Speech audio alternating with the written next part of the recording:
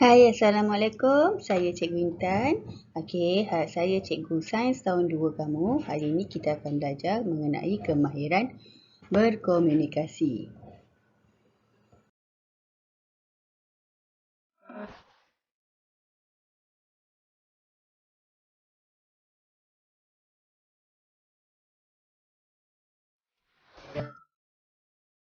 Apa itu kemahiran berkomunikasi? Jom kita tengok video ni.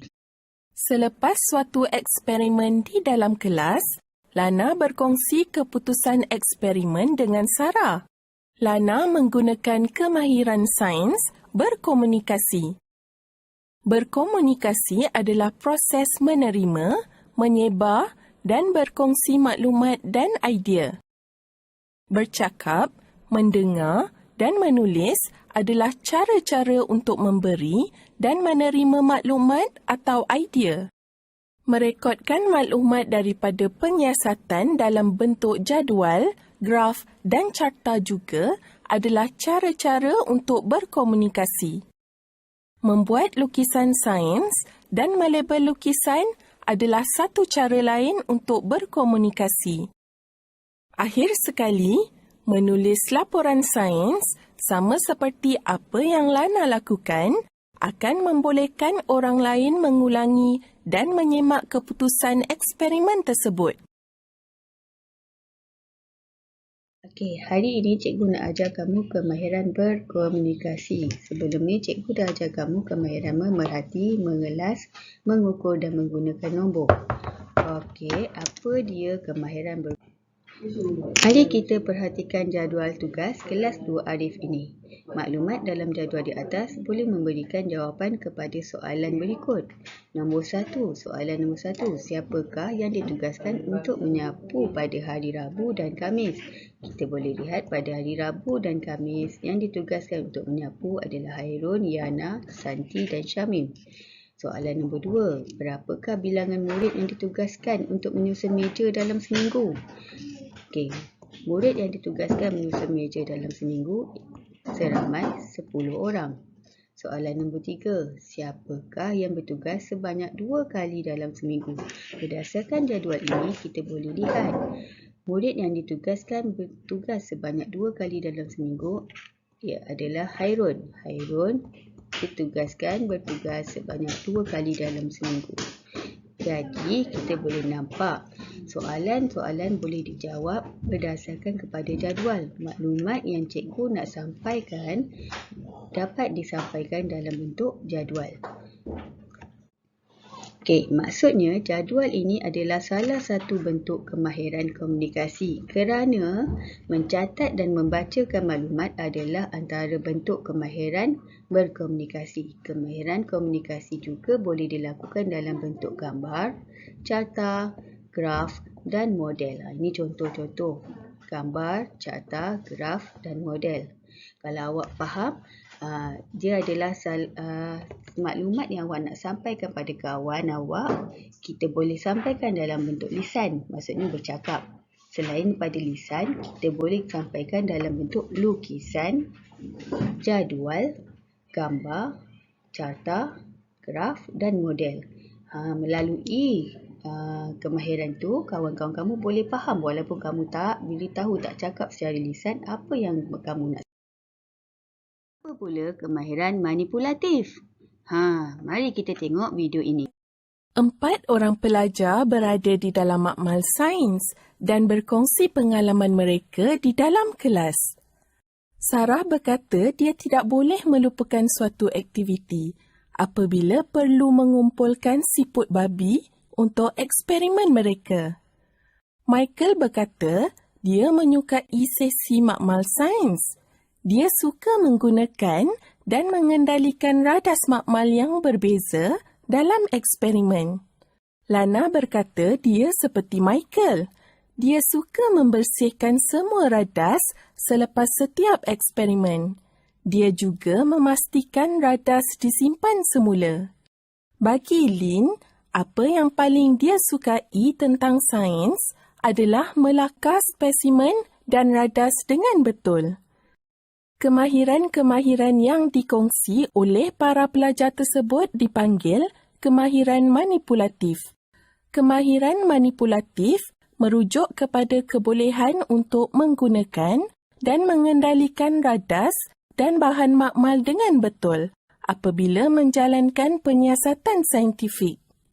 Kemahiran manipulatif termasuk mengendalikan spesimen dengan betul dan berhati-hati, menggunakan dan mengendalikan radas dan bahan sains, melakar spesimen dan radas sains, membersihkan radas sains dengan betul dan menyimpan radas dan bahan sains dengan betul.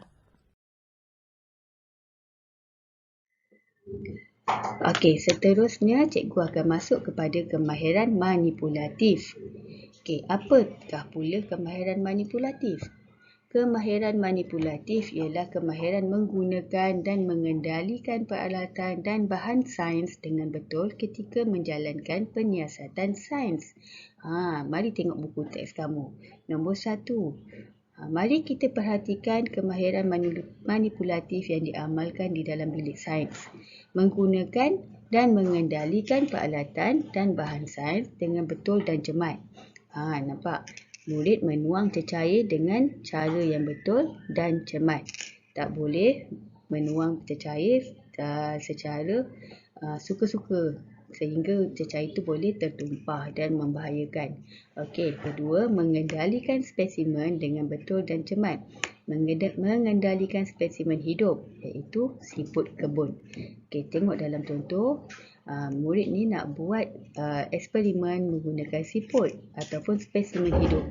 Jadi dia perlu mengendalikan siput ini dengan betul dan cermat supaya tidak menganiaya siput tu ataupun mendatangkan bahaya yang lain. Okey, spesimen ada banyak. Spesimen hidup seperti binatang, sel, bakteria. Ada juga spesimen yang tidak hidup. Contoh seperti benda-benda lain yang bukan hidup yang kita nak uji. Itu benda yang kita nak uji atau objek yang kita nak uji itu adalah spesimen. Okey, yang ketiga, melakar spesimen, peralatan, bahan sains dengan betul. Okey, kemahiran melakar, melukis, maksudnya melukis secara ringkas, bukan lukisan yang cantik sangat tu. Itu melukis yang lawa, ini melakar. Okey, melakar bunga raya, pikal dan air. Contohnya ini dia buat pikal, dia buat rendam bunga raya untuk mendapatkan air yang berwarna merah. Jadi dia melakarkan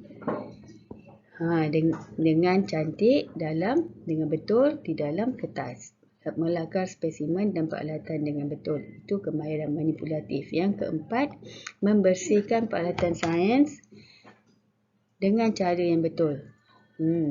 Setelah menggunakan peralatan sains di bilik sains, kita perlulah membersihkannya dengan cara yang betul. Contohnya mencuci tabung uji, kena gunakan berus yang halus dan terlangkupkan tabung uji di tempat yang sesuai, yang betul. Supaya tabung uji itu tak pecah dan boleh membahayakan. Yang kelima, menyimpan peralatan dan bahan sains dengan betul dan selamat. Okey, menyimpan bika, menyimpan kantar pembesar dalam kotak dan susun semula dalam laci dengan betul. Ini adalah kemahiran manipulatif. Kemahiran manipulatif ni digunakan ketika kamu berada dalam bilik sains atau ketika kamu menggunakan peralatan sains.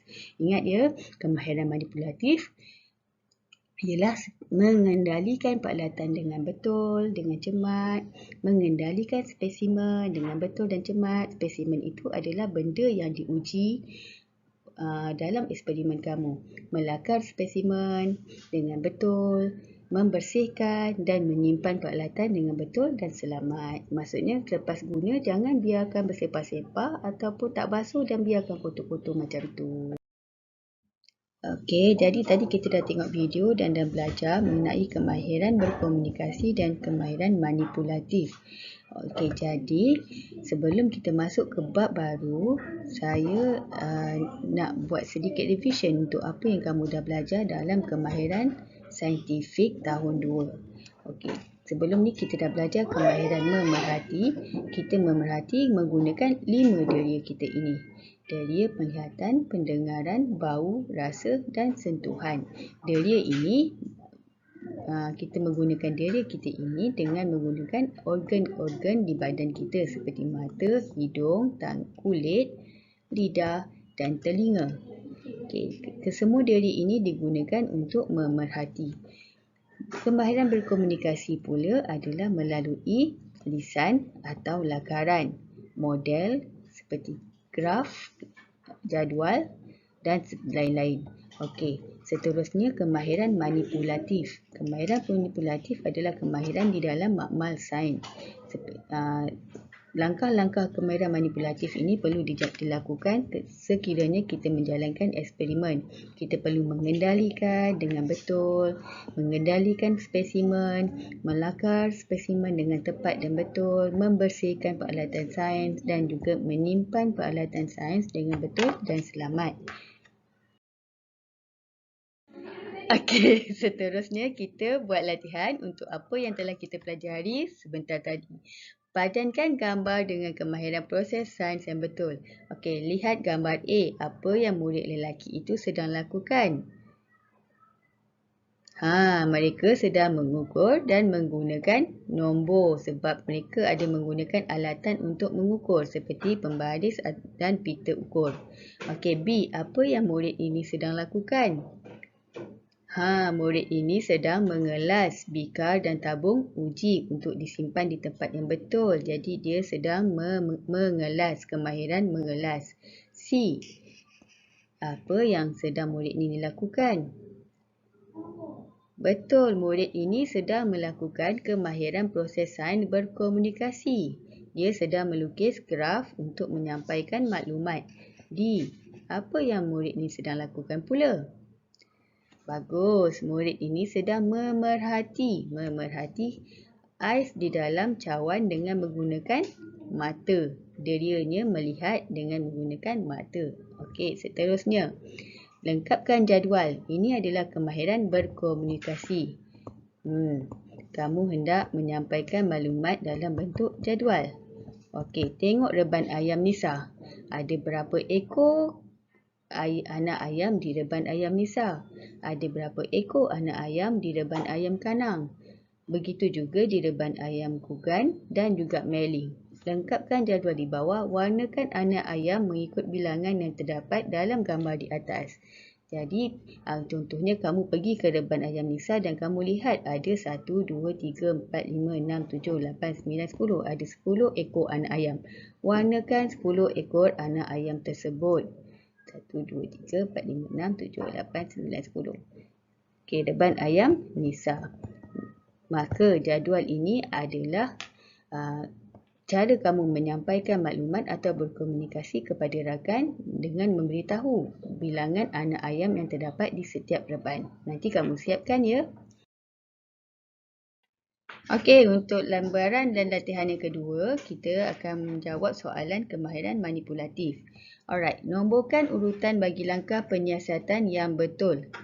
Perhatikan sifat fizikal bunga raya. Bersihkan peralatan sains selepas menjalankan aktiviti ini. Letakkan bunga raya di atas dulang. Lakarkan bunga raya dengan betul dan cermat. Tulis semula langkah penyiasatan ini mengikut susunan yang betul. Jadi yang manakah nombor 1? Yang nombor 1, sebelum kita nak mulakan eksperimen, kita letakkan dahulu bunga raya di atas dulang. Selepas itu kita perhatikan sifat fizikal bunga raya. Selepas itu barulah kita lakarkan bunga raya dengan betul dan cermat. Yang terakhir, selepas selesai semua eksperimen kita hendaklah bersihkan peralatan sains selepas menjalankan aktiviti ini. Nanti kamu tulis semula ikut susunan yang betul di bawah. Seterusnya, padankan kemahiran manipulatif yang diamalkan oleh murid dalam gambar berikut. Lihat gambar nombor 1. Apa yang murid ini sedang lakukan? Murid ini sedang membersihkan peralatan sains dengan cara yang betul. Gambar nombor 2 pula. Ya, dia sedang mengendalikan spesimen dengan betul dan cermat. Spesimen yang dikendalikan itu adalah siput. Okey, gambar ketiga. Betul, murid itu sedang menyimpan peralatan dan bahan sains dengan betul dan selamat. Nanti kamu tulis semula jawapan di tempat yang kosong. Okey, harap kamu semua faham. Lembaran kerja dan latihan akan cikgu berikan dalam Telegram nanti. Awak buat dan hantar dalam Google Classroom kelas sains masing-masing tahu. Jangan lupa hand in-kan jawapan kamu pada saya. Jika ada masalah atau tidak faham, boleh PM cikgu. Bye.